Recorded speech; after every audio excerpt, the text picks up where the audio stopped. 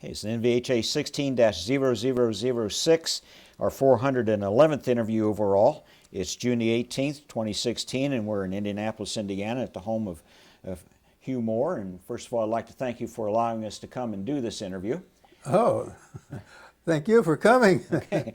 Well, You're making the great effort. I'm not, everything's to my advantage to be here. Oh, just a nice walk in the park here. Across the road, 2 yards. Well, let's start off with the basics. What is your full name? My name is Hugh Levi Moore, M-O-O-R-E. Okay. I was born September 30th, 1929 in Columbus, Ohio. I'm one of a pair of twins. I have a twin brother. Oh, really? Yeah, identical Okay. twin brother. Mm-hmm. Now the Hugh or the Levi, were those family names? Or? Okay, I'll go into that a little bit. Yes, Okay. the Levi is, yes. Okay. Levi Moore was was my great-great-grandfather who came to Ohio to carve out a farm, a homestead at a farm in 1799. Wow. And he settled near Columbus, this little town called Canal, Winchester. It was a small, when I lived there, it was about 1,000 people. And the canal was because the Ohio Canal ran through it. Okay. Well, he was a homesteader, and I grew up on the farm where he homesteaded. That was the old home place farm.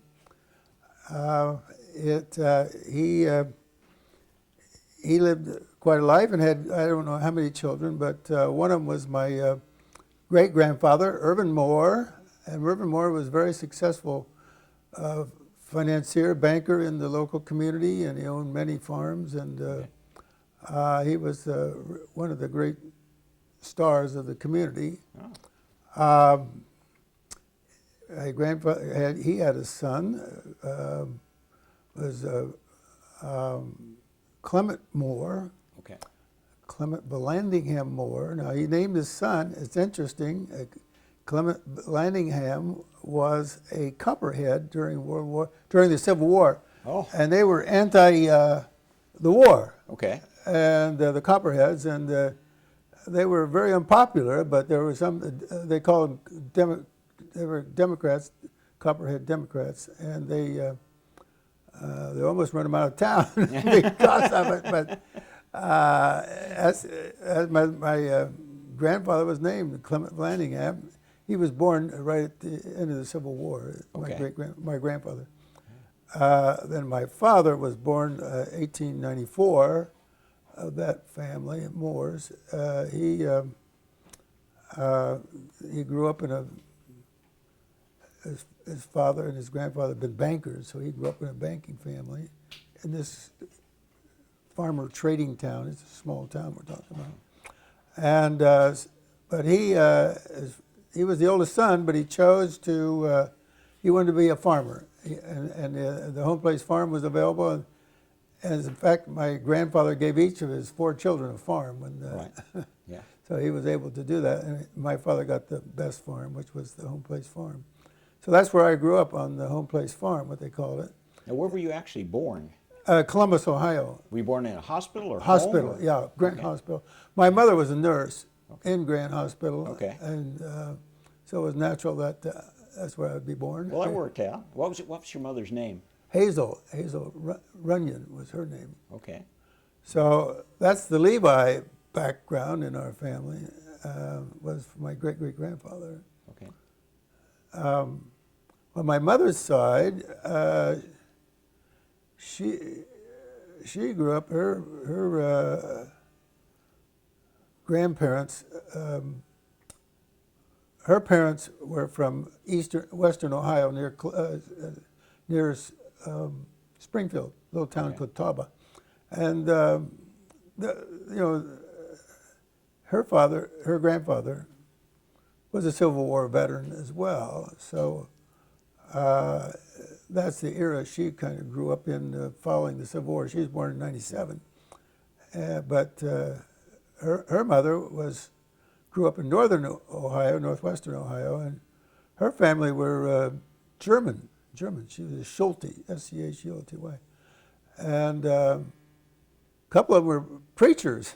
Oh. They were farmers, but preachers as well, I guess. You go back there, I've seen my great-great-grandfather's tombstone. He was a itinerant preacher, is what he was. But they all farmed, everybody.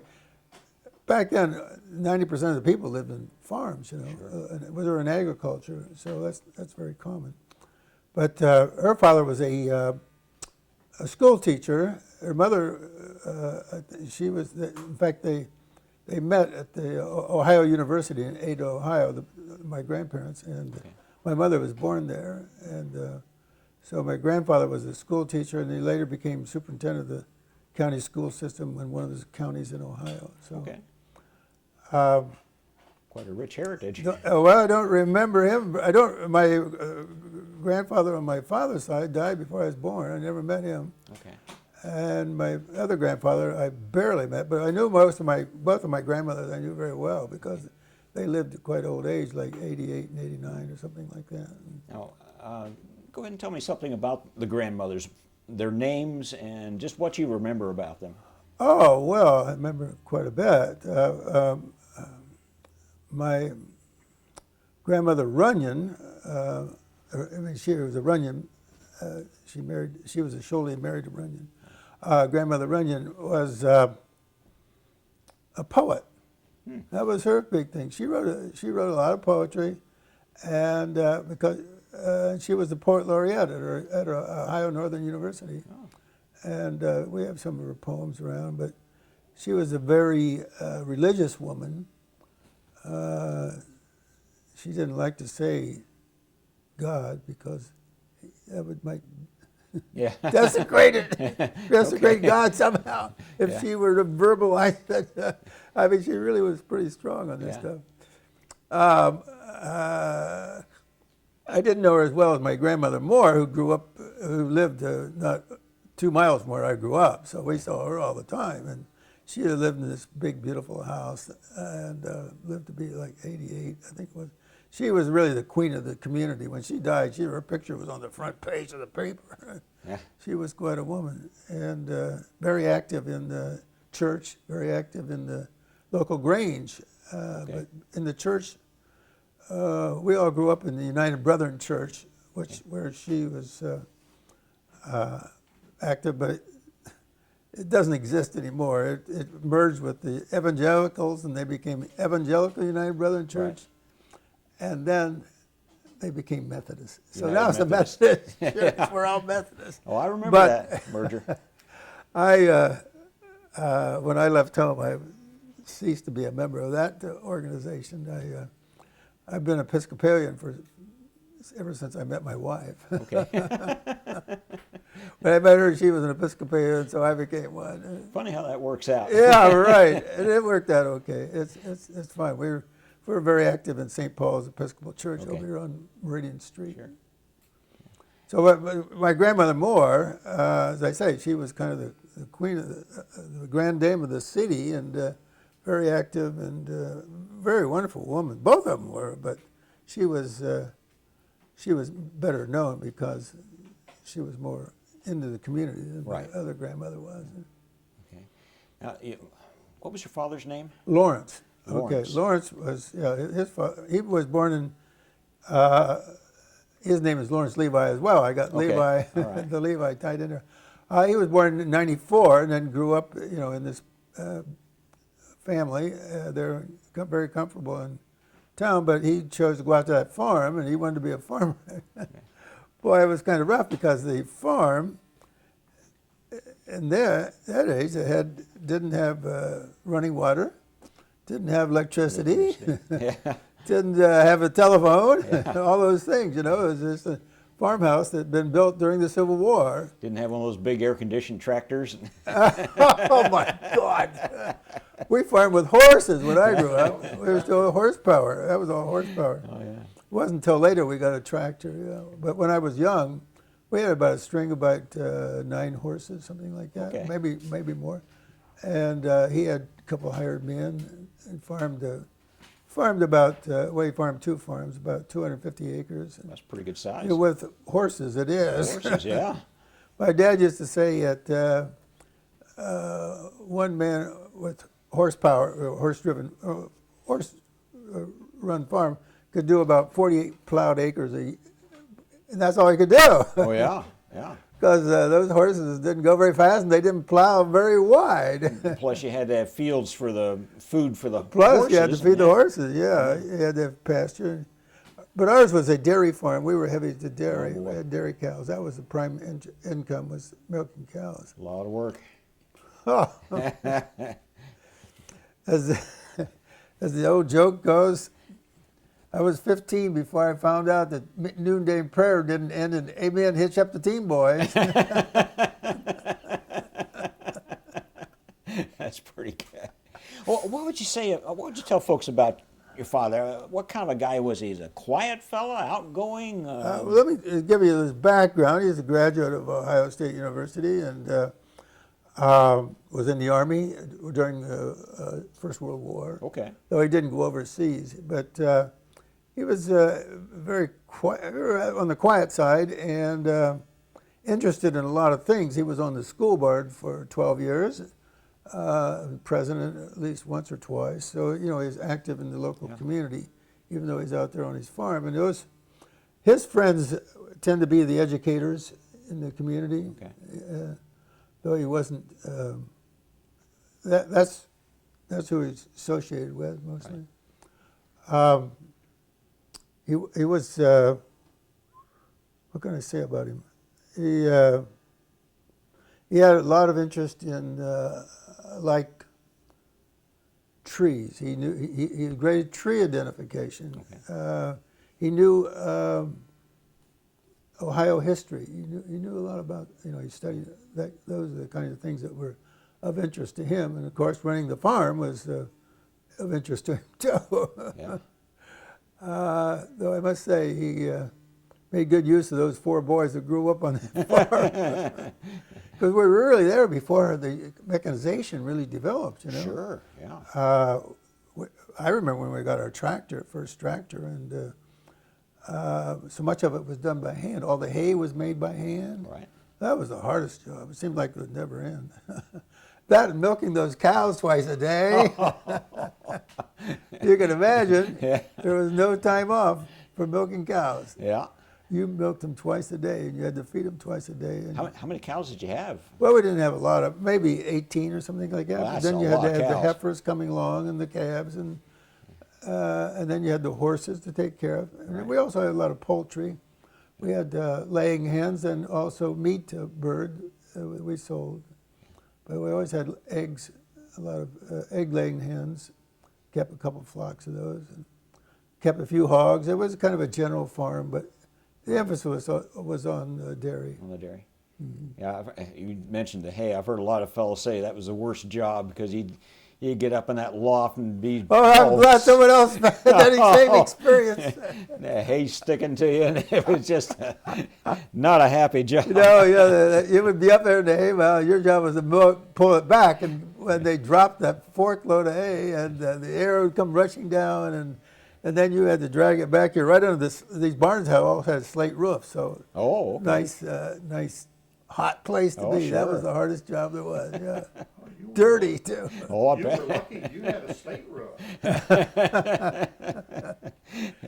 Yeah, they built. It was kind of a show farm at one time. My grandfather had developed. All the barns were slate roof. You can imagine. Oh, yeah. Pretty fancy. Fancy, yeah. It was a show farm. You mentioned your mother was a nurse. Uh-huh. She continued that throughout her life? Or, No. She when she got married, she moved to the farm, and that was the end of that. Okay. Yeah, but they met when he met her. She was a nurse. Yeah. Okay. Active in Columbus, nursing. Now, how would you say he met her? He said he thought it was a blind date. Oh, really? Yeah, that's how he met her. And the cute part is that when he met her, he didn't give her his right name. He says he gave her the plume de pomme. I forget the word, the French word. Non de plume or For a name other than his own. alias? He wasn't sure how that date was going to work out, I guess. But my mother was she really raised the family. She was the kingpin as far as the linchpin as far as raising the family. Sure. Dad, he went along, but he wasn't as involved as she was. She took care of things. So, plenty to do outside when you got a farm. Yeah, right. And she was concerned about the kids. You know. We all were. One thing about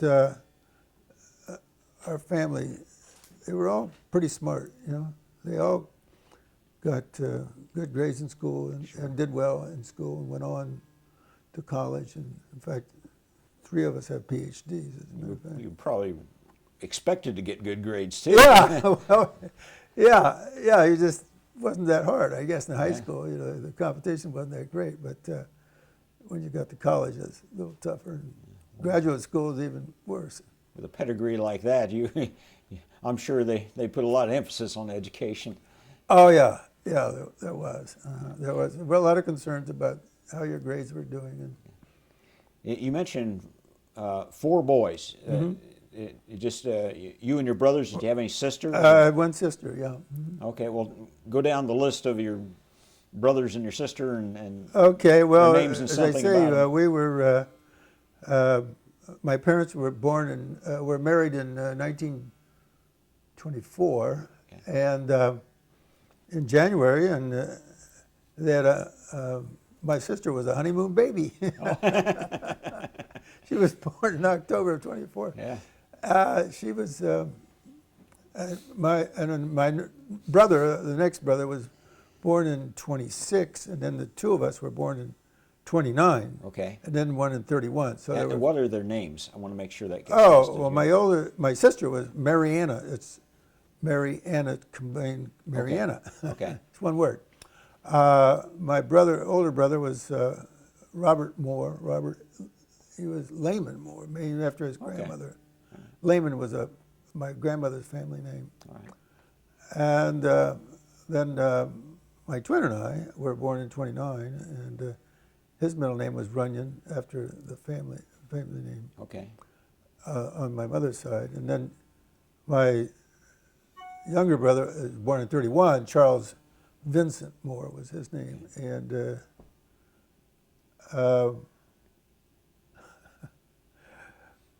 we kind of always thought his Charles was because of my mother's first fiance who was killed in World War I. No one ever. This is the funny part.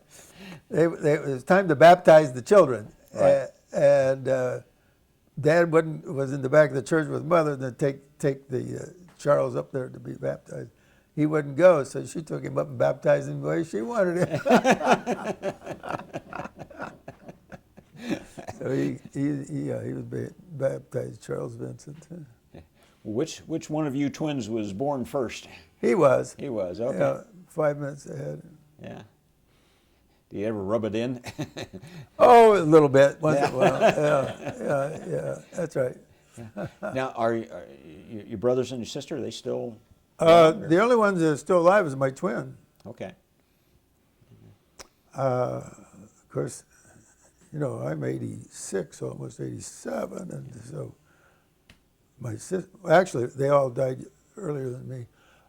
My sister died when she was 69 years old from cancer, some kind of cancer. It has a name, non-Hodgkin's lymphoma, I guess it's called. Yes. She died of that. My youngest brother died of heart failure when he was about 75. Wow. My oldest brother, Robert, who was a retired lieutenant colonel in the Army, died about a year and a half ago of Parkinson's. He was in Vietnam, and they thought Agent Orange might have got him. Yeah, very possible. Anyhow, he died it was slow death, and he died about, it'll be 2 years this summer, actually, when he died, yeah. This fall, yeah. So that's them, and all their spouses are dead too. Oh my. The only spouse that's still alive is my spouse. All my brothers and sisters' spouses are dead. Is there anything special about being a twin? Of course I, there is. is this something, some kind of special bond or anything? Oh, or- yes. Oh, first of all, you have to know we're identical twins. Okay. And our careers at paths are very similar. Okay. And yeah, we're in communication all the time. And no one that I'm closer to than my twin brother. And that's been true forever, I guess. Even before you were born, you were. Yeah, we're very close. We're called what is a mirror image twin. I don't know if you're familiar with that term or not. No.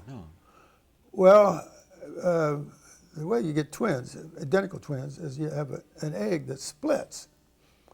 And so let's say that's the egg, and this side goes that way, and this side goes that way. Well, you're the opposite side of each other. So he's right-handed, I'm left-handed, and that kind of thing. Oh, really? Yeah, his right face would be like my left face, and so they call it mirror image twins. Yeah. Okay. So that's what identical twins are about. I guess I hadn't really heard about that. Yeah, well, there are twins and then there are identical twins. Right. Sometimes you have boys and girl twins. What about personality? Are your personalities Very identical? similar? Yeah. And as they say, we got in the same career path, Right. all through life, really. Yeah. What did he do in life? He's a retired professor at the University of Maryland. Okay. And was he in the military? Same time I was. We went in the same day. Okay. Got sworn in the same day. Went in the same day. Oh, wow. Yeah. Yeah. We were on similar ships. He got assigned. We were assigned to different ships, but we were in the same division, ship Right. division. Our ships were both out of Boston, Okay. and yeah, we were very close in that. We were lucky in that respect. Nice you could maintain that throughout your life. Yeah. Oh, yeah. That's nice. Oh, my goodness. Yes. Yeah, there was 6 years difference between my brother and I, and we're probably closer now than we were when we were younger. He was always going out the doors, I was coming in. Probably so. But yeah, there's, 6 years. Yeah, I'd be older than my sister was, because she was really kind of ahead of us. 6 years, 5 years was, and 6 years would even be more so in your case. Yeah. well, I'm fairly certain I was a mistake, but he seems to be okay with it.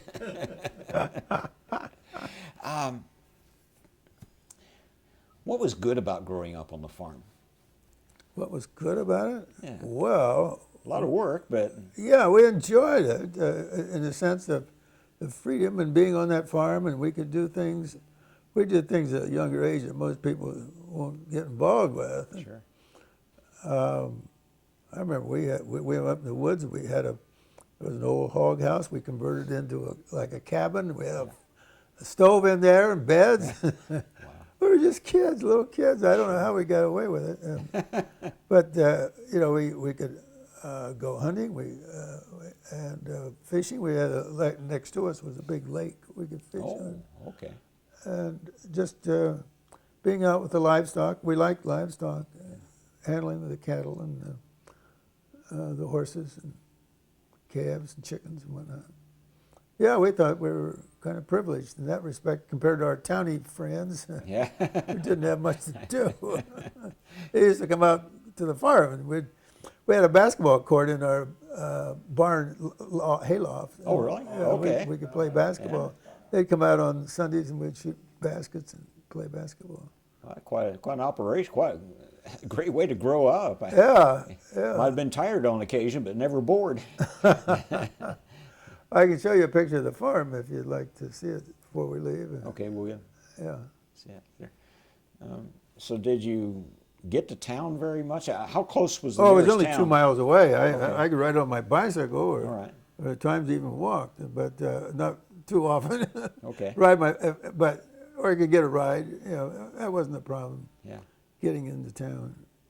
That was just close by. When you did go into town, what did you do? What was the big thing to do? Oh, it wasn't like that. Of course, we'd go see my grandmother for one thing. She Yeah. lived in the first house coming into town. But we were involved in school sports, and we had friends there that we could play with on occasion. But mostly they came to see us because they didn't have Sure. the run of the farm like we did. You had a nicer facility. One, well, we did a lot of things. Yeah. Did you have any childhood heroes when you were growing up? It could be someone, a cowboy or baseball player, or someone in the community or the family that you looked up to. Well, I had a couple, I guess, were my uncle and cousins. I mean, they weren't great heroes, but they were good sure. at their sport. My uncle played on the local, the town baseball team. Actually, softball team. Back before the war, that was the big thing in town was that softball team, and everybody came out and watched them play, and they played in a league, And, Sure. And he was this, he was the number one hit batter. He was always the first one up at bat because he was the better batter of the group, or he could get on anyhow. He was fast. And my cousin was a good football player, and he lived in another community somewhere away, Chillicothe, Chillicothe. Okay. Ohio. But yeah, we always liked to admire him because he was a guard on a pretty established football team. All right. But as far as national hero, I didn't have any national heroes, no. Not when I was growing up. No. A lot of things were very local back then. You just Yeah. didn't really know much about outside of the county or. No, that's true. In our county, we went to the county fair every year and Sure. belonged to the 4-H, and that was one of the things that we did there. You talk about national heroes. I guess a guy by the name of Franklin Delano Roosevelt was our hero. When he died, we thought our father had died. Oh yeah, yeah. That was pretty serious stuff. Well, it was. Yeah. A lot of people hadn't even lived during the term of another president. That's right. We didn't know any other. He was our President father so of our long. country, Yeah. and he died. Yeah. So that was a big event. Sure was. Where did you go to school? First of all, elementary school. Where would you have Well, gone? Canal Winchester grade school and high school were all together in one building. Okay. And from there I went to Ohio State. That was 1947. I went to Ohio State. Yeah, your primary education, that was. At school. Did you have high school? separate rooms and separate teachers for each grade, or were some of those combined? We didn't have. Right. It was our class was around 30 kids, And Okay. so we were managed by. We went from grade to grade. But Okay. as far as high school, we're in vocational agriculture training. There was a lot of emphasis on that. So we participated in that. Did you have any teachers that stood out during that time? Oh yeah, yeah. Anyone in particular that? Well, my first grade teacher was Miss Young, and she was impressive. Yeah. Second grade teacher was Miss Bailey. She was nice. But as far as going on up, our vocational agriculture teacher was Ralph Bender was important because we spent a lot of time with him, and he later he headed up the vocational agriculture program at Ohio State. Okay. So he was very skilled. The other guy was Victor Will, who was a junior high teacher, and he was also our basketball coach and things like that. Always like to give a little credit to the teachers along the way. Yeah, well, I really liked them both, but they're gone. That's for sure. What were your good subjects in school? Good subjects. Oh, well, I suppose vocational agriculture, I was probably pretty good at that. You could have taught him. We didn't have a lot of choice, you know. We didn't have a lot of courses because it was a small school. You know, you just took the basics, math and English, things. You know, it wasn't and science. They always took physics and chemistry and things like that. But I just took them in stride, I guess. I wouldn't say I excelled or tried to excel in any of them. I always did well. And you mentioned sports. What sports were you involved in? Baseball. I was on the baseball team. Okay. You know.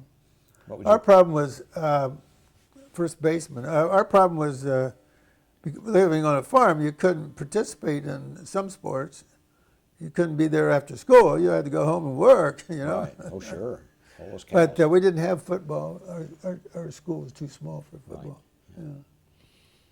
That was a nice thing about basketball. You didn't need a lot of players to have a team. Yeah, basketball. We always had a decent team, but I didn't play basketball other than junior high as far as I got. Yeah. Mostly because, you know, they were practicing when I was home. Yeah. And you say you got the tractor. How old were you when you got the tractor on the farm? About 1939, I think. Okay, it's when I about got 10 the years old. tractor. Yeah. So up and down, then we had horses. Now, yeah,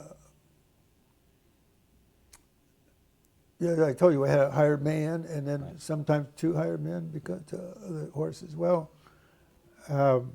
with World War II coming along, we lost our hired men to the factories. Oh, sure. So- Yeah. Or my dad. It was all up to us now, so he got a tractor, and that helped a lot. Yeah. Yeah. Did you get to drive the tractor any? Or? You wouldn't believe it, a lot. One of the big jobs was like cultivating corn. You know, Yeah. that you had to do that. Back then, they didn't plant corn the way they do now. You probably remember they planted in hills. Okay. And they what they call check row, and you could by check rowing it, you could cultivate both directions because your check rows, you had to have this wire that stretched clear across the cornfield, and when it hit the little knob on the wire, it tripped it, and you planted the corn. So Oh, okay. you knew exactly how far apart were. Well, if you set the post right where you started out, your rows would run both directions. Okay. And so you could, as before chemical agriculture, and then the way you control weeds was with the cultivation. Sure. But we mowed the hay with, actually, we did most of our mowing with our horses. The mower was a horse-drawn mower. That's why we mowed with a horse. Now, you grew up right in the Great Depression. Right.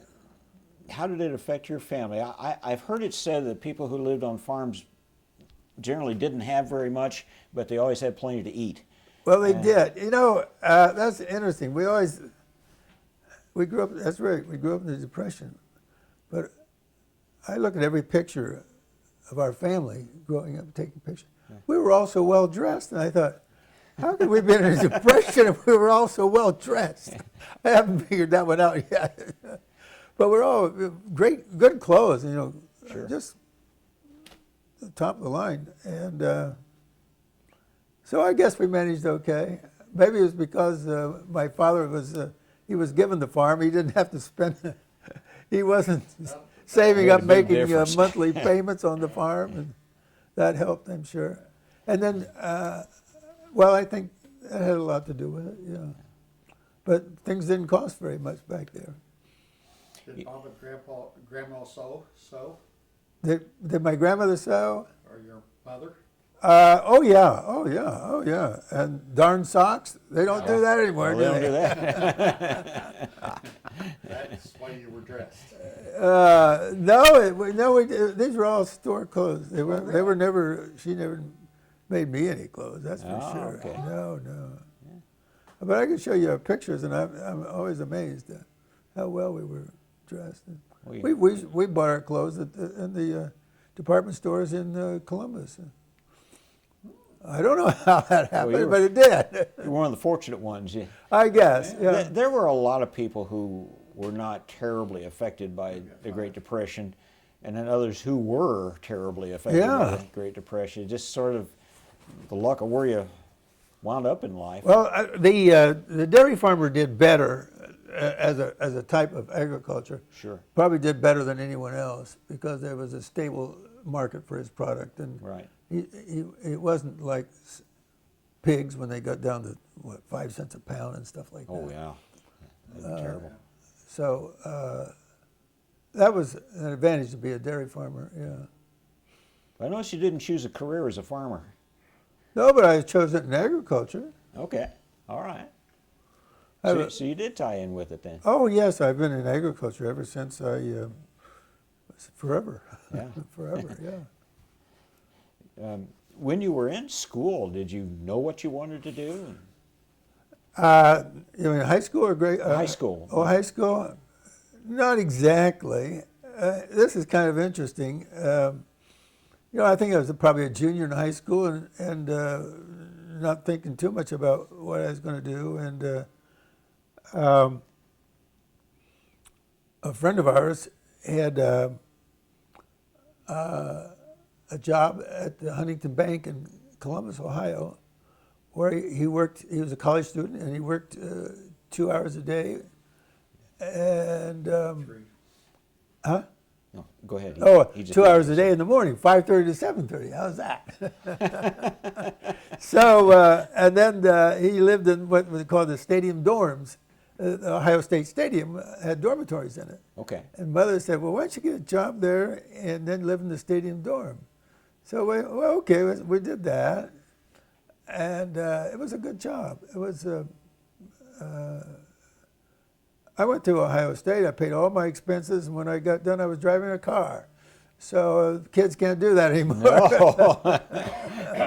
Wasn't much of a car, but, That's but okay. I paid my whole way through by working, and it didn't seem to be that hard to do. Yeah. They can't do it now. I know that. It's awfully hard to do.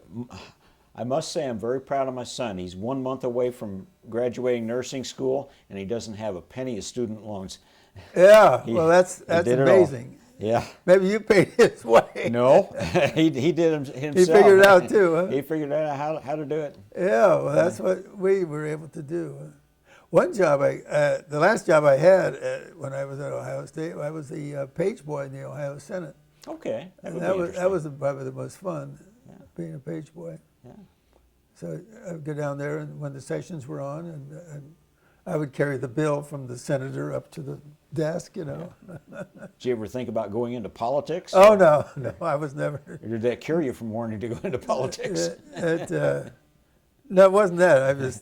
I'm not cut out to be a politician. Yeah, me neither. No. So you pretty much knew that you were going to college when Yeah. you were in high school. Yeah, we figured it out by my junior year. We were going to try to do that program, and it worked out very well. But at the end of the first quarter, we pledged at a fraternity, and we lived in the fraternity house for the duration. Oh, it makes a big difference in a young man's life when he has some goal and some path that he's Yeah. already on. Makes a big difference. Oh yeah, we were destined, I guess. Well, we need to stop now. We're out of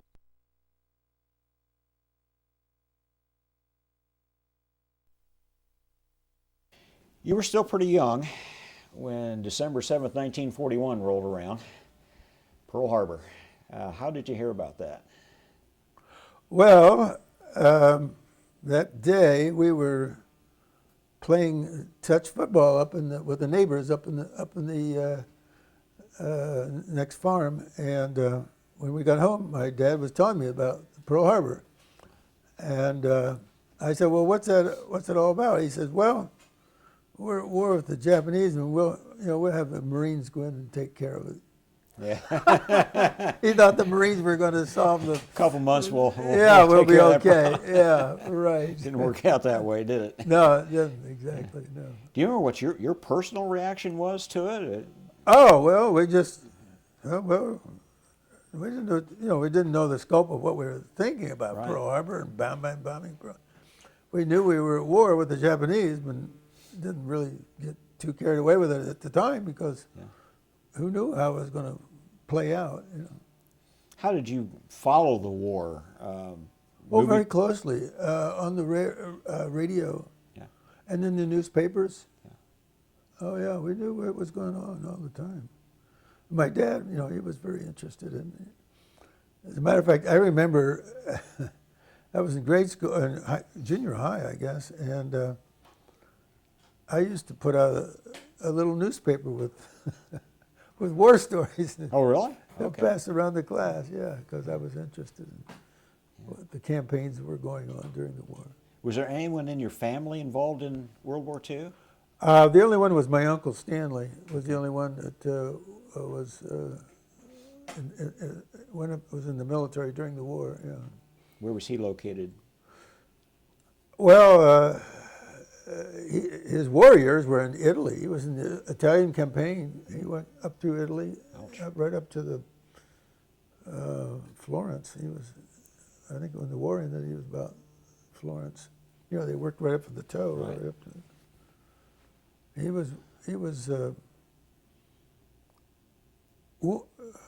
really wasn't wounded. He had an accident and broke his arm, and that's about the only thing that.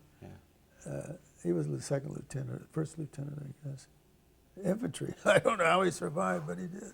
That was nasty business. Yeah, particularly that campaign was rough because Italy was all rough. the mountains that they were fighting through. It was, the other guy had the advantage. He was on the hill looking down at you. Absolutely. Yeah. Right. Yeah. I wish you could have spoken with him. Did he ever talk about it any, or did he just? Oh, not a whole lot. But I tell you, here comes Smokey. He became an alcoholic, and that's the way he died. Alcoholism. Yeah. It was terrible because he was the great athlete and the smarter one of the family, but his life was ruined by alcohol. Well, I think he probably had a little incentive there too. That's what his grandmother or his mother always said. My grandmother, that it was the war that did it to him. Yeah. What about your classmates? Well, your classmates wouldn't have been involved in it, but I mean. No, we were too young. But, we were just. I graduated high school in '47, so our classes were beyond that. Were you involved in any kind of scrap drives or any? Oh, all that stuff. Yeah, we could drive down the road and pick up rubber pieces of metal and rubber and take them to town and sell them. Okay. Yeah. Yeah, that was a big deal then. The other thing, one of the things that went on there was they had life jackets with really what's the plant that has the milkweed? Yeah, the milkweed. Yeah, you would collect those, and they were going to put them in life jackets, I guess. So you collected some of those, but yeah, scrap metal and rationing was a big deal. We were fortunate on the farm. You could get all the gasoline you wanted to run your tractor, so farmers didn't really get hurt too badly by gas rationing. No, boy, they were sure needed. Yeah, and of course we grew a lot of our own food. We always had big gardens and canning was a big deal then. You put it away, so that was. We didn't suffer, I can tell you. Sugar, I think, was the only thing that got rationed that seemed to be a problem. Yeah. And that was, I personally wasn't aware of it. You each did your part, especially if you were doing the farming. Yeah, right. And Well, during the war, farm prices were good, and farmers did all right. You know, they came through okay. Well, like you said, your dad lost all of his hired hands to Yeah. the factory, so That's right. that must have been quite an effort to keep He's- it running. Keep 4 boys. He had 4 boys. That's how he ran it. Yeah. Pretty simple. Didn't seem to hurt you though.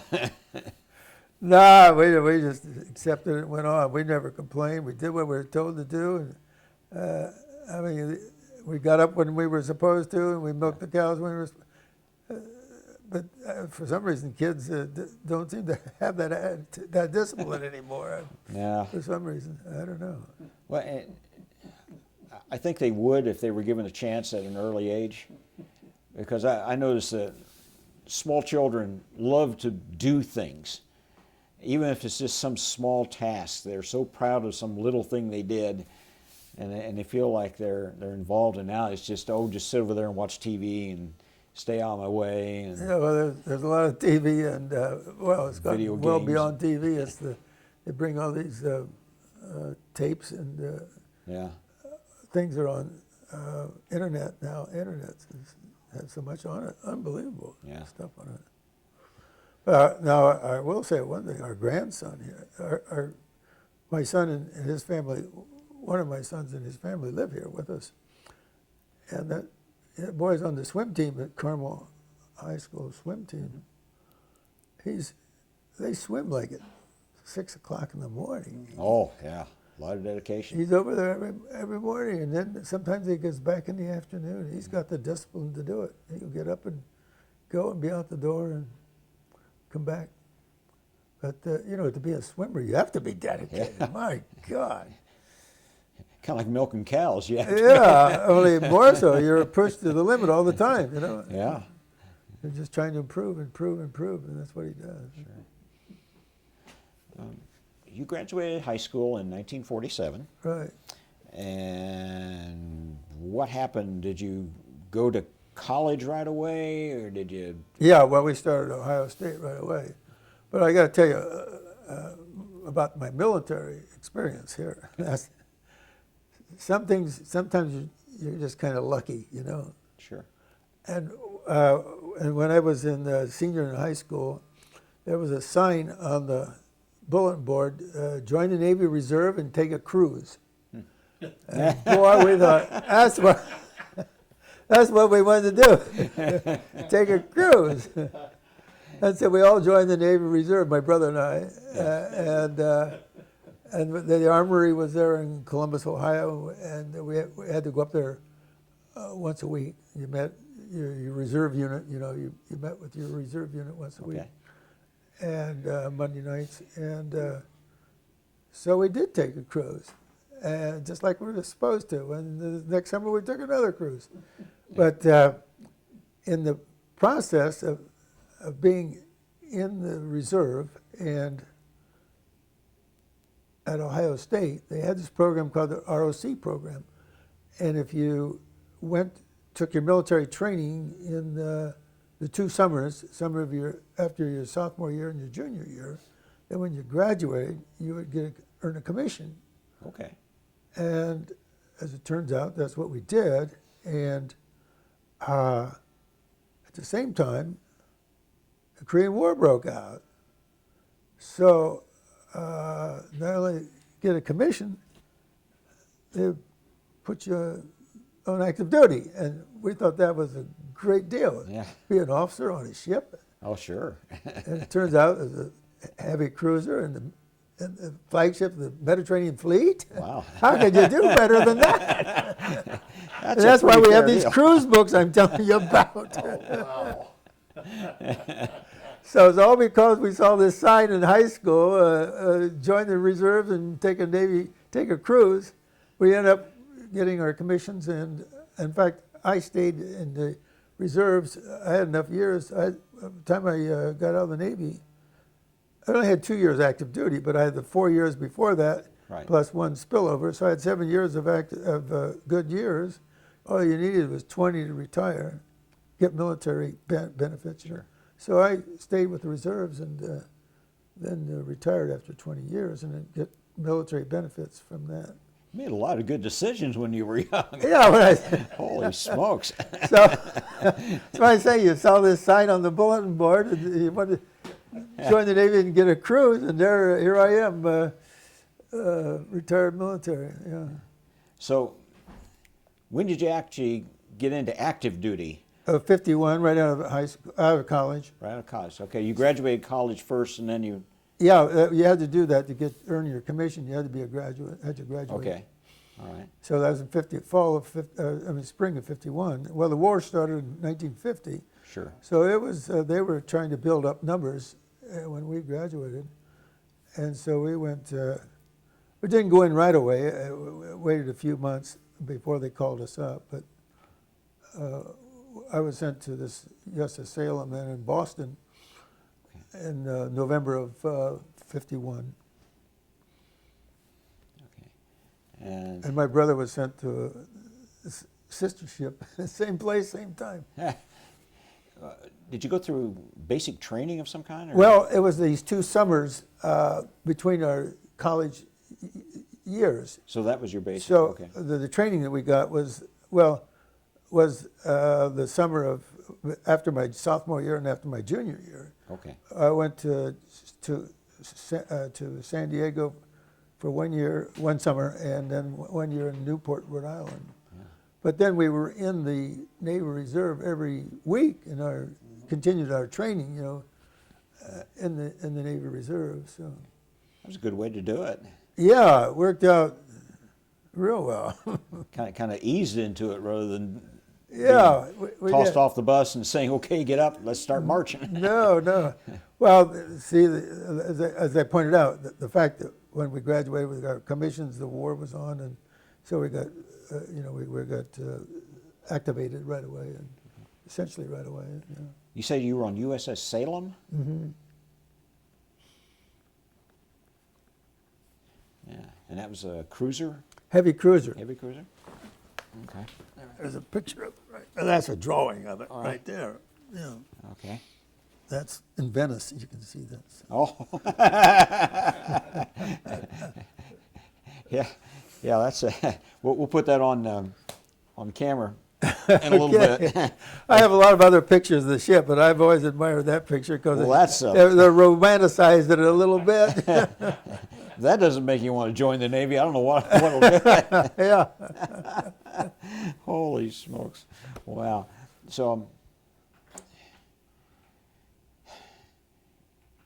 you're in Boston. You get on the ship.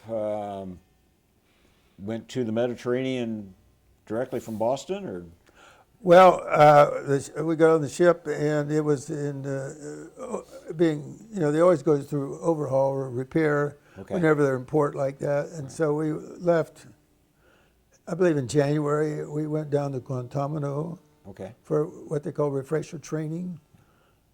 It's a good place to be in January, I want to tell you. No, not bad at all.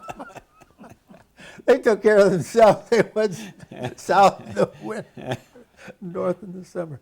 So when we came back, and then in April we went out to the Med, and we were the flagship then till the following October. I believe we came back in October. And then we repeated that process again, Okay. back to the Guantanamo, over Yeah. to the Med, Yeah. back to Boston. That's not a bad trip at all. No, it wasn't. Well, when you're on the flagship, you go to the best ports. Our home port was on the French Riviera, I got to point out, between Nice and Monaco. Wow. So it wasn't too bad. That's tough. And you're on a flagship, of course you have the Admiral, and he only goes to the best ports. So, Yeah. and we had great, Marshal Tito came aboard for dinner, and, Oh, really? and Queen Frederica of Greece, and it was a political thing as well as, that's what the ship. It was a function to show our presence there and maintain good relations with the countries. Did you actually get to see them? Oh, I saw them, but I didn't have dinner with them. Just no. sort of. Yeah, I'm sure. Yeah. What was your impression of Tito? I just saw him come aboard. He looked like his pictures, and apparently he had a little sense of humor about him, as I've been told, that some of the things he said. Yeah. When you're the head of Yugoslavia, you have to have a good sense of humor. I think That's so. a crazy combination of countries and You look, cultures. pull that thing together. I'll give him Incredible. credit. He did a pretty good job of keeping unity and Yeah, as long amongst as that you're group. around, as Yeah. long as he, they, and of course he was. There were two groups in that during the war were fighting each other, and he was head of one, and another guy was head of the other. And the Germans tied in with the other guy, but Tito was able to hold his group together. Yeah. Up in the mountains, I guess, someplace. Did you have a favorite port of call? Well, the French Riviera, of course. Well, yeah, that would be a good one. Because we're there the most. That's where we went most. Yeah. We spent most of the time. So we got acquainted with the natives, so to speak. Yeah. So you had a lot of time off the ship during that Yeah, time? quite a bit. Yeah, if you weren't, it was like almost like a peacetime situation. It didn't require a lot of. There wasn't a lot of fear of the enemy attacking you. No. So yeah, you could get ashore quite a bit, and I took different tours. One time they wanted to take some sailors to Paris, and I volunteered to take them. And I was the you might say the shore patrol officer. Okay. So we get to Paris, get to the train station. I said, "Okay, guys, I'll see you in 3 days or whatever it was, and goodbye." I remember we went up to Austria for a break. I think one of the most interesting ones was Istanbul. We went in there a couple times. It's really different. You're in the east. Yeah. What was different about it? What were the Oh, the whole impressions? culture, the Muslims and their minarets, and it's an old city, and they had the markets, and they dressed differently. Yeah, you really knew you were someplace differently. In fact, we were going up the Dardanelles, and the captain looked over there. He says, "Look over there. There was a guy leading his camels along the bank of the Dardanelles." Can you imagine still having camel power? You don't see that in Ohio very much. No, you don't. There's a lot of history there. Of course, the Dardanelles were, that's always been a place that Istanbul and the Bosphorus, a place of so much conflict, back and forth, so much history. Just two continents. And two cultures. Two cultures, And the back and forth of it all. And then World War I had changed a lot of things there. They had become more westernized, after Ataturk took over as president. Took the fezzes off the guys, things like that. Other side. Oh, okay. Yeah. So, what were your duties on board the ship? Well, I was the gunnery officer. I was my primary duty was the division officer, the 1st Division, which Okay. is the forward main turret of the gun, and I can show you some pictures if you'd be interested of my crew. They're in those books. I don't know if you want to see them or not. We'll get on our break between the Yeah. next tapes. We'll kind of go through Okay. that. So I had a division of like 40 men or something like that, and they managed the forward 8-inch gun. They also took care of the deck area surrounding the forward part of the ship. But the thing that I enjoyed most was I was officer of the deck underway, which is you're on the bridge, and you were really kind of in control of the ship or during your watch if you were the officer of the deck underway. The captain, you reported to the captain, and he was probably down in his spaces someplace. Yeah. So it was a lot of responsibility, and I liked that part. being up there and knowing what was going on. And What was your rank at the time? I was a JG, Lieutenant Junior grade. Okay. Okay. And what was your highest rank? Well, I retired as a lieutenant commander. Okay. That's I'm lieutenant commander retired, yeah. Okay. So, we mentioned some of the good ports. Were there any ports you went to you said you thought, man, I hated being here? Or Well, there's some that weren't very attractive. I always went ashore whenever I could, but as I recall, in southern Italy, it wasn't very exciting. What was the name of that town? I'm trying to remember. I'll think of it. Naples or No, right in the arch. Arch of the Boot there? Okay. The boot, yeah. Sardinia, Cagliari, Sardinia wasn't much. I did enjoy going. We went into Malta, and Lord Louis Mountbatten was there. He had his headquarters there, and he had us all over for cocktails and dinner, or buffet, you know. Oh, no kidding. Yeah, with Lord Louis. Yeah. Yeah. So what was your impression of him? Oh, well, I didn't really get to talk to him, but yeah, he looked the part. Yeah. He certainly looked like he should be in a leadership position, and he was. That was his for the British fleet. I liked. Well, we went into Gibraltar a couple times. That was nice. Palma de la Mallorca, you probably know, there's the smallest Spanish island. Okay. Palma is the capital of Mallorca, the islands of Mallorca and Minorca.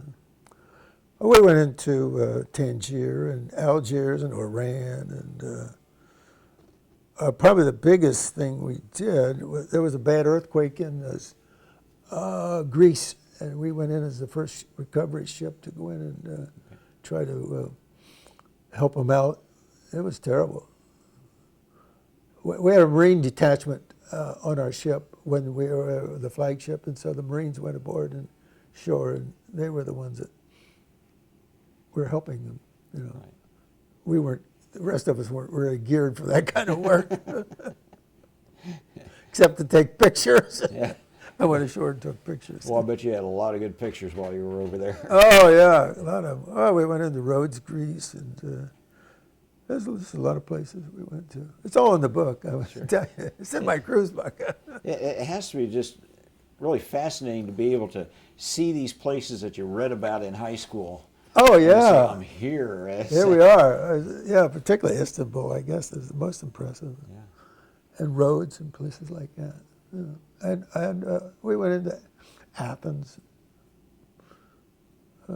Just most of the major ports, except we didn't go down toward the Suez. We weren't in that part at all. We never, Were there any hot spots in that area at that not time? at the time, no. No, we were. There was always a little nervousness about the Russians, Sure. but nothing ever came of it. No. One of the things that we didn't steer independently all the time. We worked with a fast carrier task force in training. We're always in training when you're at sea, and so you worked with a couple of carriers, and we were, you might say, the protection part of the protective ring around the carriers, Right. and then they had destroyers beyond that. Right. So we were steaming around, and they'd have flight operations, and we'd practice shooting at the sleeve and see if we could. Oh. We weren't very good at it. You'd think you'd pull a sleeve along and you'd be able to pop it right off, but we weren't that good. The radar wasn't quite that good either. Well, I didn't mention my general quarters station was I was in a gun director for a 5-inch battery, 5-inch 38 battery, and we would practice shooting at sleeves. That's how much threat we took.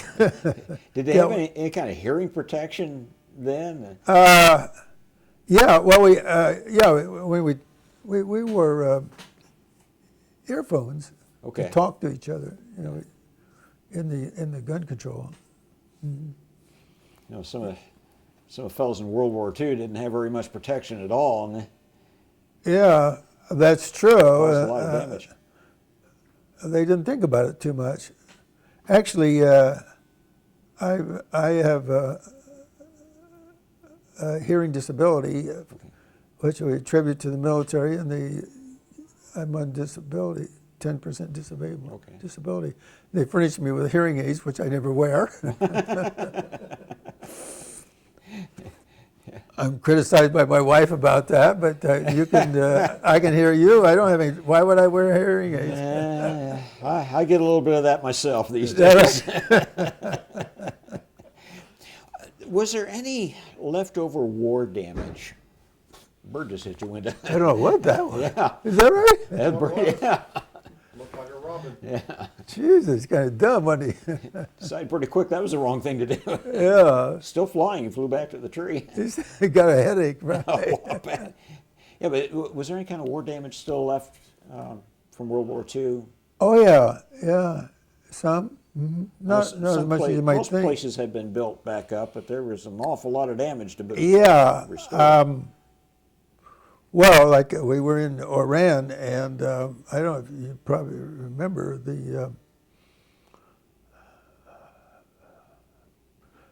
during the war, the French surrendered, and then they set up the Vichy France, which was the Sure. you might say Free France.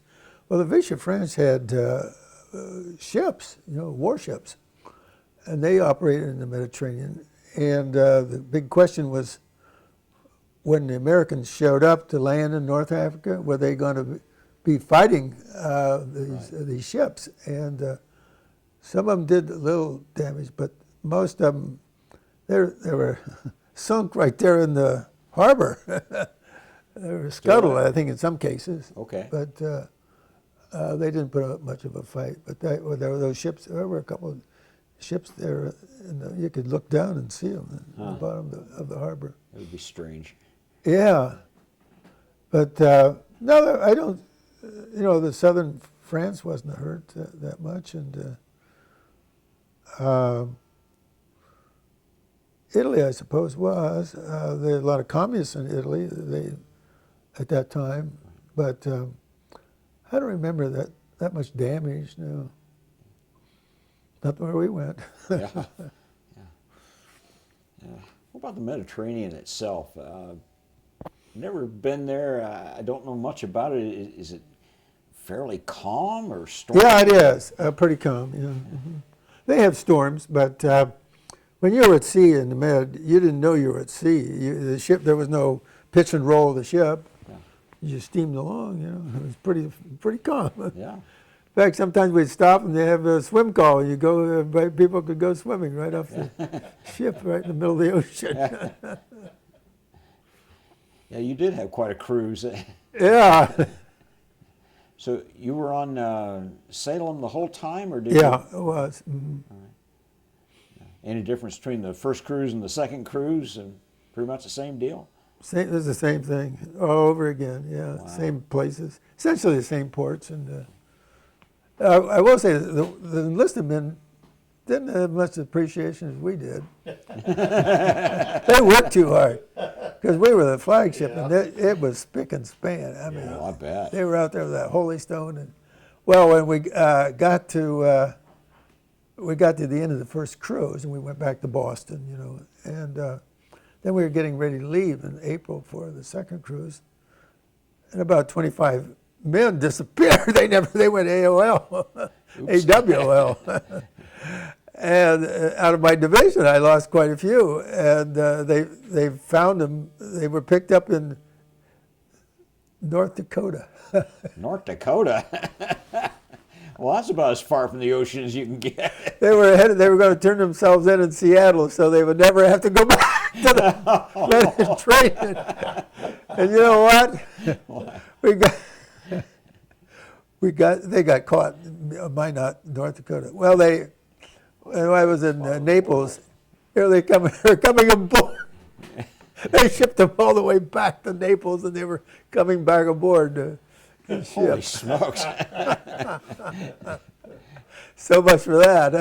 Well, what better punishment if they didn't want to go in the first place? Stick them right back where they were. Yeah, put him back on the ship. I love North Dakota, but I don't compare it much to Naples. It's No. Well, they were just trying to get to the West Coast so they could turn themselves in, and they got stopped somehow. I don't know how it happened, but they did. They got caught. young boys get crazy ideas, don't they? Yeah. Yeah, those enlisted men, some of them, you could go into port. You could, as soon as the ship landed, you could get in the taxi and go 20 miles, walk into a bar, and there the guys were already there. They beat you. I don't know how they did it. They really knew how to get out of there. Yeah. So you had pretty good service years, active duty service years. After 2 years, you were back into reserves again? Yes. Mm-hmm. Did you go out to sea anymore while you were in the reserves? Or? No, I took a lot of training on schools. I went to a lot of schools, but I never went back to sea again. No. Okay. Did you regret not going, having the full Navy active duty career? No. I knew what I wanted to do. Yeah. I wanted to get to graduate school. Okay. That's what I did, because I got an assistantship. I was offered an assistantship at University of Wisconsin, so Okay. that's where I ended up.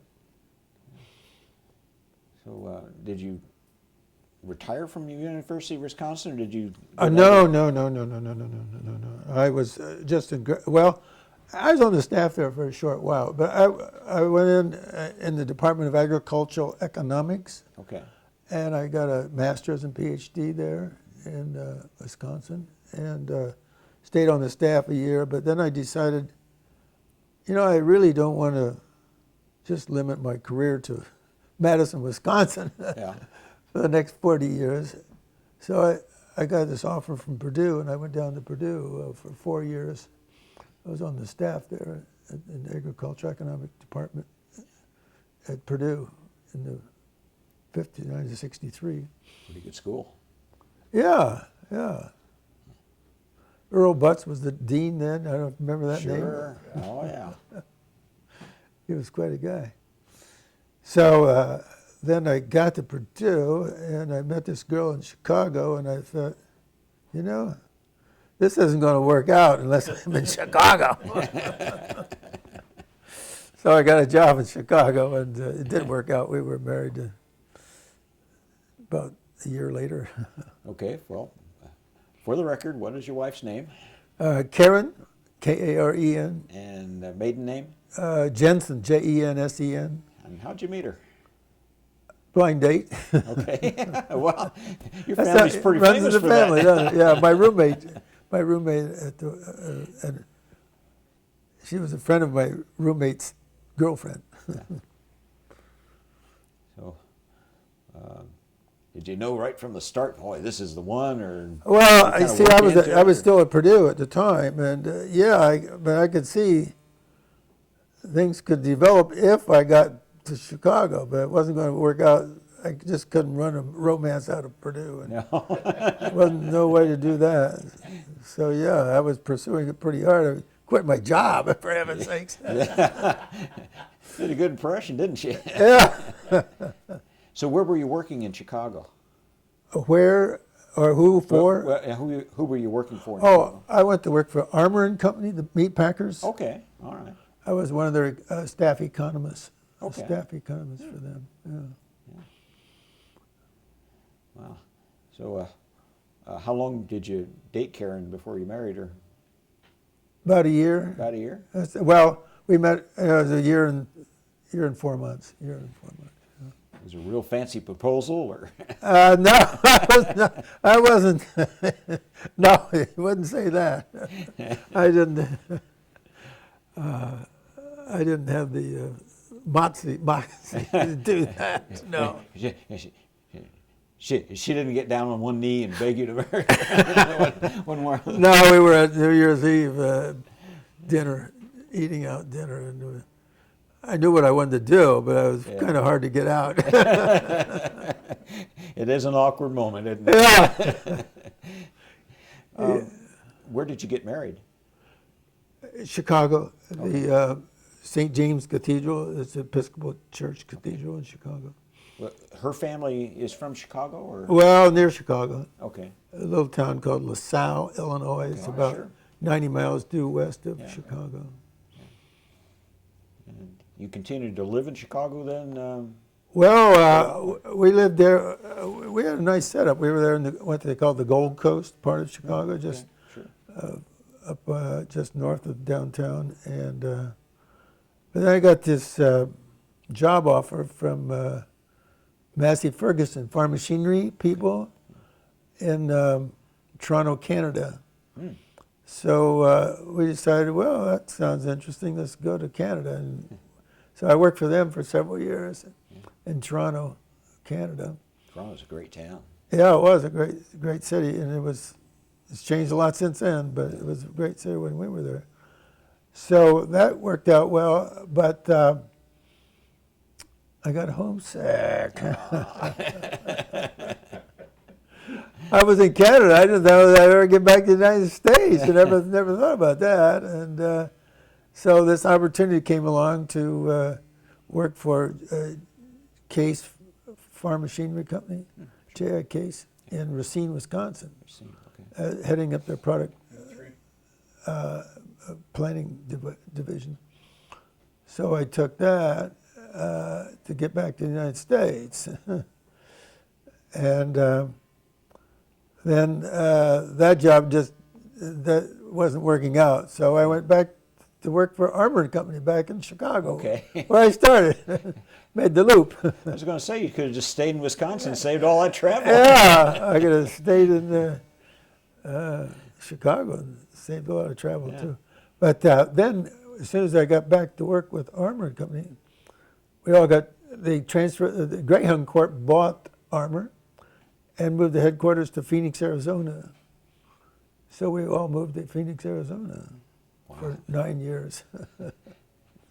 Then Greyhound got tired of the poor results they were getting out of Armor. They sold the divisions off that I was managing. Okay.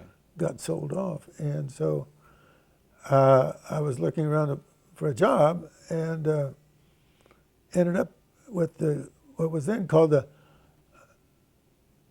Indiana Farm Bureau Co-op. Mm-hmm. Sure. And they, with offices here in Indianapolis, and they, I don't know if you're familiar how they work, but they're the general office for all the small county co-ops that are scattered all through Indiana. Right. So I headed up one of their divisions, and then they merged with the same type of organization out of Ohio. When we became Country Market, Ohio already had Michigan, so now we had Michigan, Ohio, and Indiana to deal with. And that's where I retired. What kind of work did you do for them there? I was a division manager, vice president division manager for their farm supplies and poultry operations. Okay. We had a turkey plant down in southern Indiana, just south of Jasper. And but the big thing was we were in the feed business, had feed mills, several feed mills, and then we sold farm supplies to the farmers, and those things all reported to me. I had everything, but I didn't have grain. I didn't have farm fertilizer, but pretty much, or petroleum, but everything else that was sold. And our customers were the county co-ops, of course. Okay. So that's who we worked with as far as selling our products. Well, we probably ought to stop here. We're out of tape again.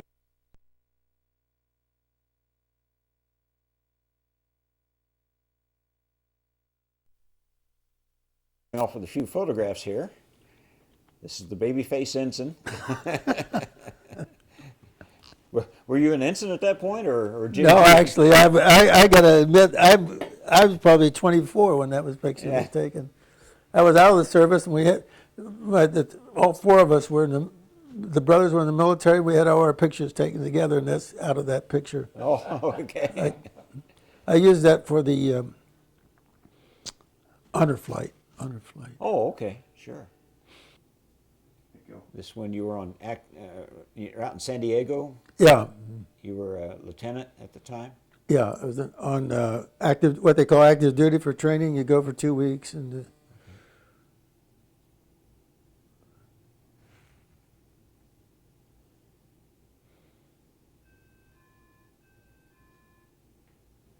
There you go.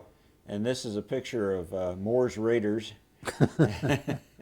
What was this group now? First Division. Okay. Talk to me. Okay, you're First Division, and you were right in the center of all this. None of these guys ran off to North Dakota, did they? Yeah, And some of them did. I don't know which one, but some of them did. Oh, it was something else. That's unreal. Okay, go. This is USS Salem.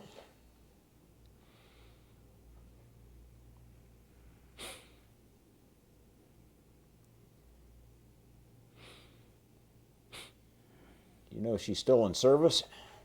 No, it's not in service, but it is a museum, and you can go aboard. If you go to Massachusetts, you have to go to Quincy, Massachusetts, Oh, just south of Boston. But you can get tours. Yeah, Now, heavy cruiser, right? CA 129. well, you're fortunate that they haven't made cars from it or something. Yeah, very few of them survive. These, I don't know why we were so lucky. Well, partially, we were a New England ship in the sense that most of the crew was up from New England, and True. the ship was built in New England. So, Okay. Join the Navy and see the world. It's in Venice. Sort of the same reasoning behind the Marines that joined because they thought the dress blues looked cool.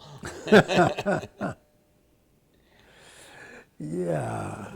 Well, one of my, I don't know why young people are inspired to join the Marines. This friend of mine joined them, and in the Battle of Iwo Jima, he was in the second wave. Oh, no.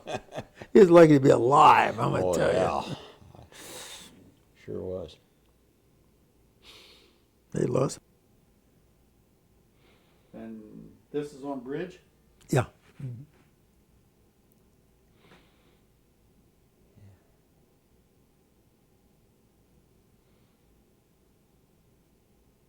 Got a commanding presence there.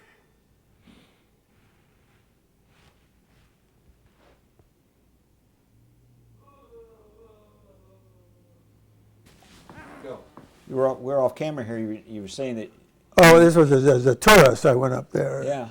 to the bridge on the River Kwai, and they have it's a metal bridge. It wasn't built like bamboo like in the movies, but it was. There was a lot of cemetery. I mean, a lot of buried prisoner of wars right nearby there. Yeah, that were died from the process of building the bridge. How about some of the fellows that you served with in the Navy? Surely there must have been some fellows who might have been involved in World War II and some real Yes, there chiefs, were a what have few. you. And they ever talk much about it? Well, the one fellow who was the what they call the first lieutenant of the ship, a Mustang that was in Corregidor. Oh boy! Oh boy! He was on the Bataan Death March. Wow. He survived and came back in the Navy and was on our ship. He was the only one that I remember that World War II went through World War II. Now, maybe certainly the admiral and the captains were World War II, but they didn't talk about their experience. I never knew much about sure. what their backgrounds were. Wow! I can't imagine going through a thing like that. Oh my gosh, no. We interviewed a fellow in Anderson who was captured just shortly after the Death March, and was in the war all the way, or was in Prison. POW all the way through it, and boy, his prisoner photo, he looked like a wild animal. He didn't even look like a human being. It was, Lost a lot of weight, I'm sure. oh my gosh. It got so bad that he was appointed by the other officers to go to the commandant of the Japanese and request that they all be executed rather than die The way they just were. starving to death like they were. Yeah. Huh. It was. So the war ended and he survived. That's He amazing. survived it. He survived it. Just amazing. Became a doctor. And, wow. Mm-hmm. You might think that your service wasn't all that much, but one of the things I'd like to point out is that after every war up to that point, we would disband and go back to a peacetime status, Right. and there would be no continuity. One of the great services that your generation did was that you made that link from World War II to the next conflict, so that we continued as an army that was whole and able to build up quickly, and you passed along like medical procedures and just advanced it and made it so much easier for the guys. Yeah, who the had to continuity follow. from one to the conflict to the next. Huh? Yeah. I never thought about it that way. No. And it was such an important thing. You see the modern military today and all that we have, well, that's because of fellows like you who stayed in and just did the normal type things of keeping things going. And of course, things advanced through the years. Oh yeah, it changed a lot. They got women on ships now, Yeah. you know that? Didn't have that back then, did you? Not legally, anyway. No, they could come board for dinner or something, but that was it. But now, you know, like these huge carriers that they have, maybe 5,000 people employed on a ship. Oh, it's unbelievable. You know, maybe 1,000 of them are women. Yeah, Well, that's sure. I don't know if that's a good idea or not. Well, there can be some conflicts there. There has to be some discipline that goes along with it. Yeah, a lot of it. Yeah. Yeah. You say you escorted some carrier groups. Do you know which carriers you were escorting? Oh well, in the Med. Yes. I can't remember which ones particularly without looking. I could look it up, but I don't know offhand. I think the Coral Sea was one of them. Okay. I know it was that vintage of carrier was. They're not like today's carriers. They were World War II more designed. A lot of tradition. Yeah, it was before the mostly prop-driven planes. Then they didn't have the jets yet on those ships, airplanes. Were there any training accidents that happened? Oh yeah, yeah. Mm-hmm. I remember seeing one go down out there. Were they able to recover the plane? I don't know. You don't know. You know, you're operating out there and you see this plane go down, but you don't know who picked them up. Yeah. Should have been a destroyer out there near there to do it. Yeah. But you know, you don't know if the guy maybe parachuted out or what. I don't know. Did you see any Russian ships while you were? That's kind of interesting. We were in the Istanbul, like I mentioned, and the Russians, of course, they had their fleet in the Black Sea, and, Right. And so they did come down through the Dardanelles, and when we were anchored in Istanbul, yeah. Any tension between the two groups? Or Well, there was enough tension that we called general quarters. Yeah. Well, that's tension. Yeah, want to make sure we were prepared if something happened. Sure. That was the tension, I guess. Yeah. Well, in those waters, they probably would have had the upper hand. They were closer to home, and Oh yeah, they were Able to- just right out, you know, through the Bosphorus. It's just a very narrow distance from them out of the Black Sea to be right into Istanbul. well, sometimes just having a strong presence can also be a factor as well. Think of all the countries that the Soviet Union could have swallowed up. Oh, yes. If you hadn't had your presence there to, Well, particularly Greece, you know, they were Oh, they yes. were a big conflicts between the communists and the non-communists, and the influence, like ships like ours being Sure. there, and other aid that came in to play saved the day for Greece. you've had such a neat, almost packaged life. It just seems like just all so many good things have happened to you. Yeah, I haven't had any tragedies in that sense. No, I've been lucky, I guess. Oh, I didn't ask about your family. Did you and Karen have any children? Oh, yeah, we have 3 boys. 3 boys. Okay. What's their names and what's become of them in life? Okay, well, the oldest is Christian. He was born in 65, and he lives here. Okay. He and his family live with us right now. He's in real estate involved. He's got an interesting, well, his wife is a Czech, from Czech Republic. Okay. And he spent about 20 years in Eastern Europe, primarily in Czech Republic, but also in Germany and, well, primarily in Germany and Czech Republic. Okay. So he speaks fluent German, Czech, and French, but he doesn't use any of that. He's in real estate here, on his own here in real estate. But they're just in transit here. They're not here permanently. Oh, sure.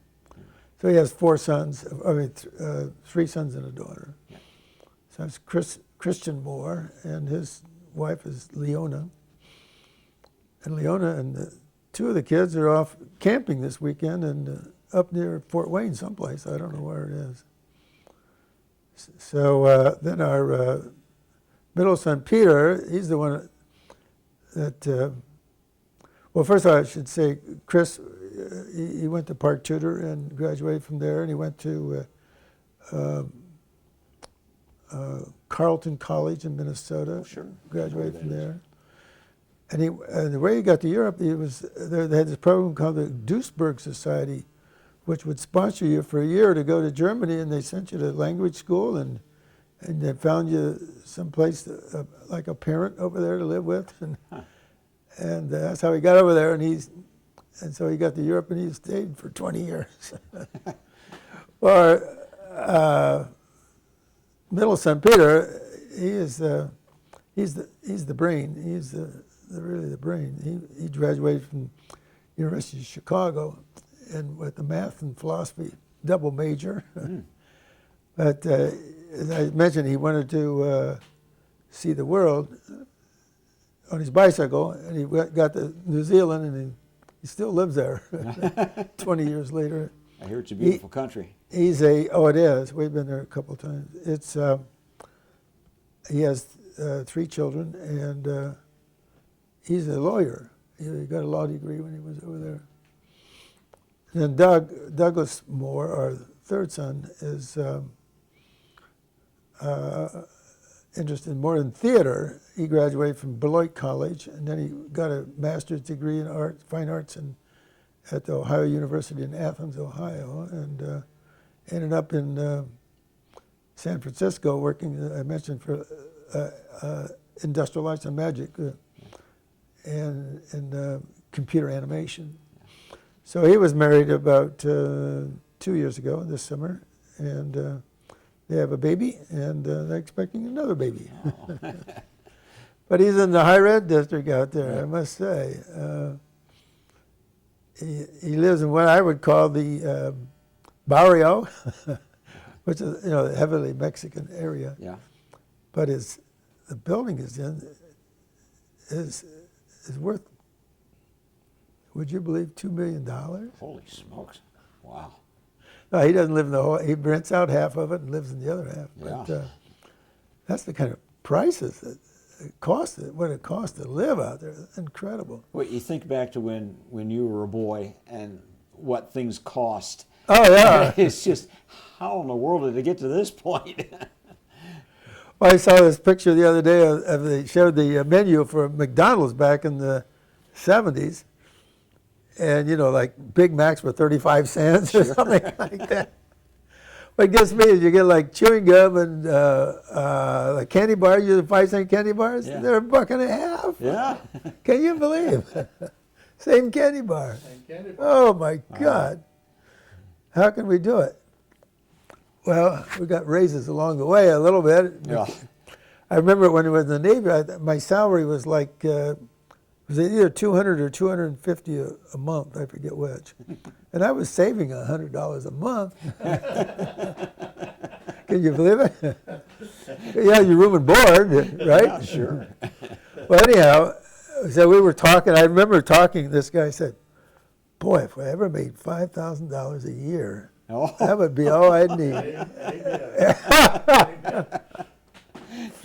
Yeah, I'm not sure all these raises have really done us that much good. No, I don't think we're that much better off. But my first when I went to work with Wisconsin, University of Wisconsin, I think they paid me $7,000, I think, for Wow. our salary. And then Purdue paid me $8,000. I got up to $8,000.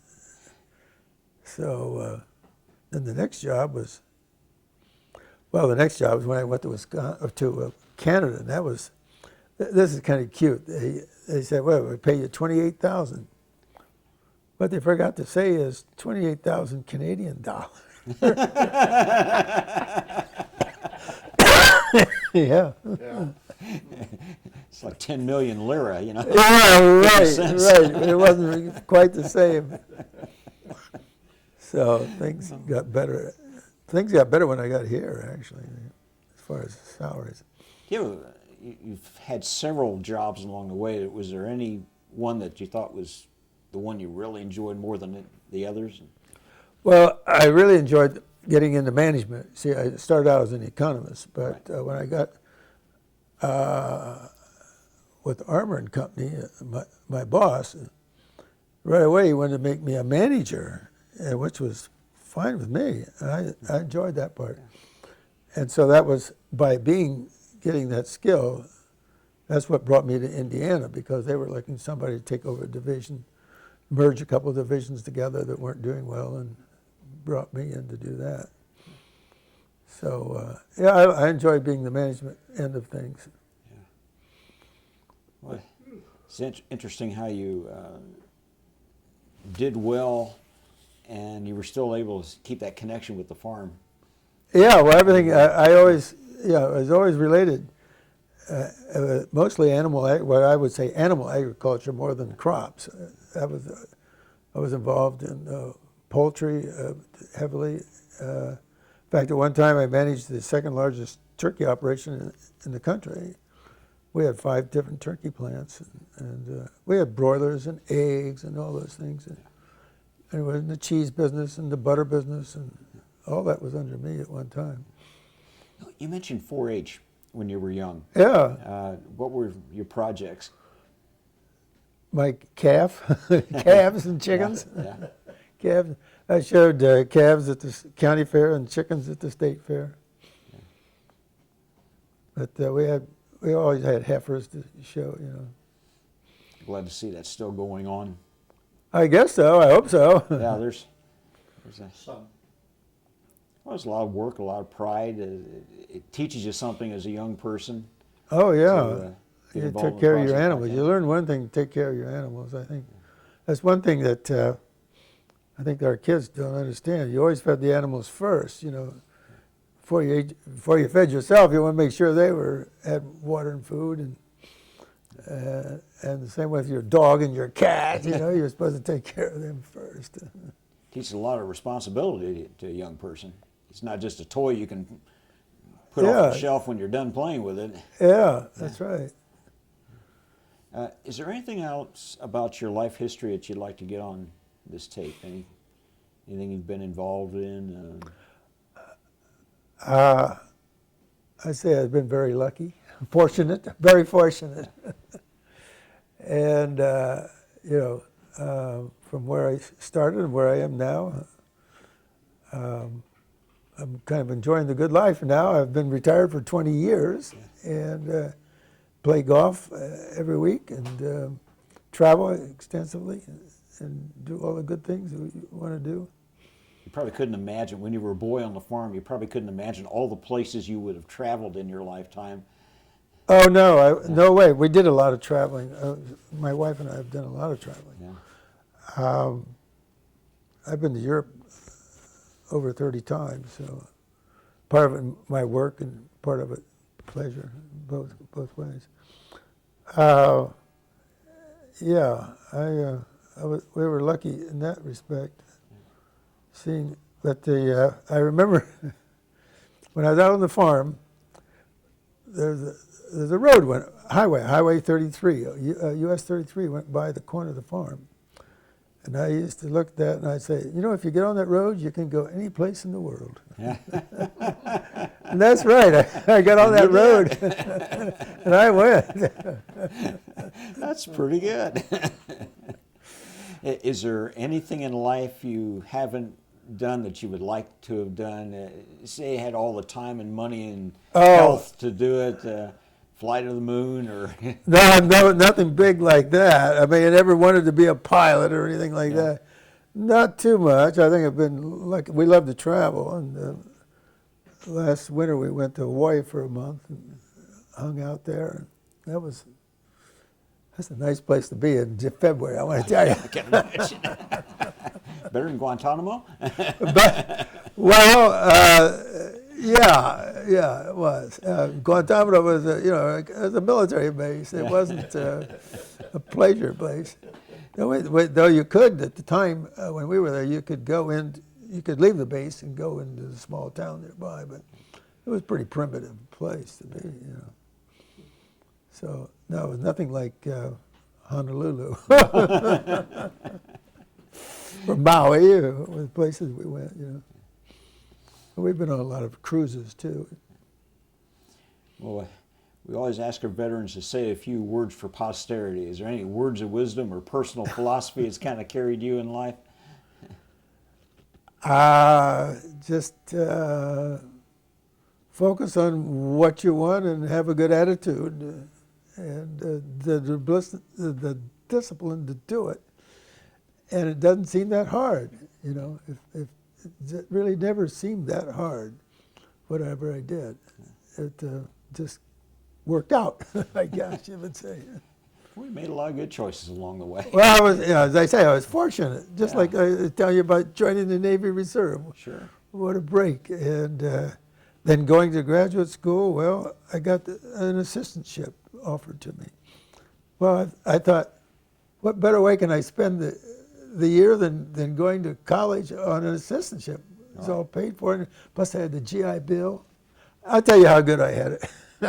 I shouldn't really blow this up, though. When I went to Wisconsin, I had an assistantship, and I forget what it paid, but it paid something. I had the GI Bill, and then I was in a fraternity house as the house fellow. I was kind of the senior.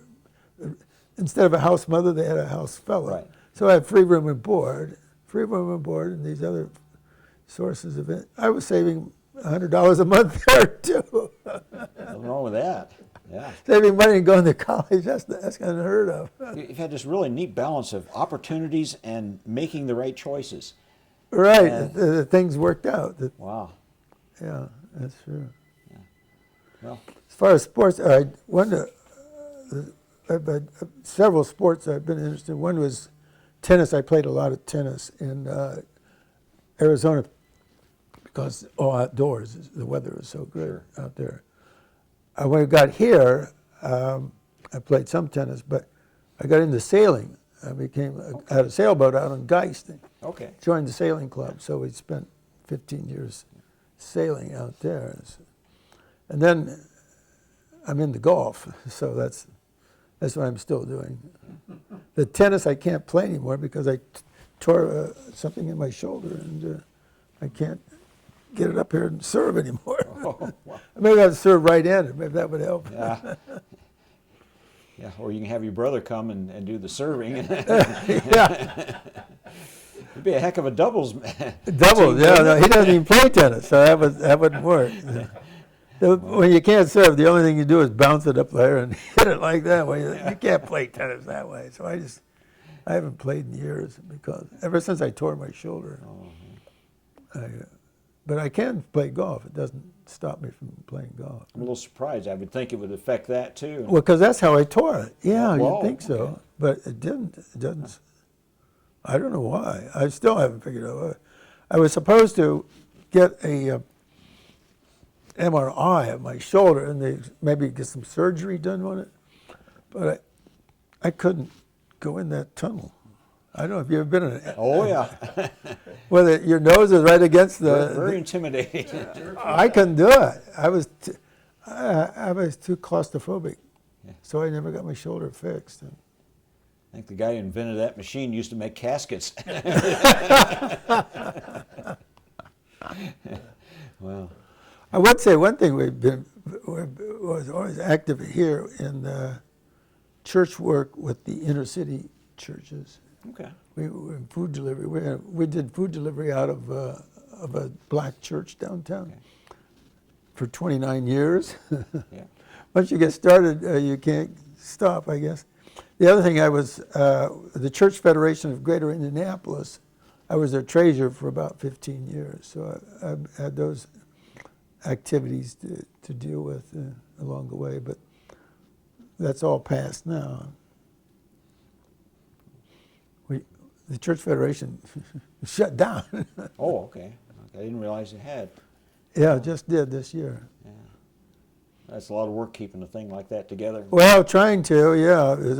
Money's always a problem for a nonprofit, like that. And Sure. the big churches stopped funding us, and the only people that would fund us anymore was Lilly, and they didn't give us enough money to keep us going. Yeah, I bet they get asked for a lot of help. They get a lot of requests for Oh yeah, well, they were good to us, but it got down to where all we could live on was the overhead that on our projects that they would fund, and that wasn't enough to pay the bills. And the churches, I say, the churches, the big churches used to fund us, but when 2008 came along and they all cut back, well, they never started up again. That's too They bad. lost interest.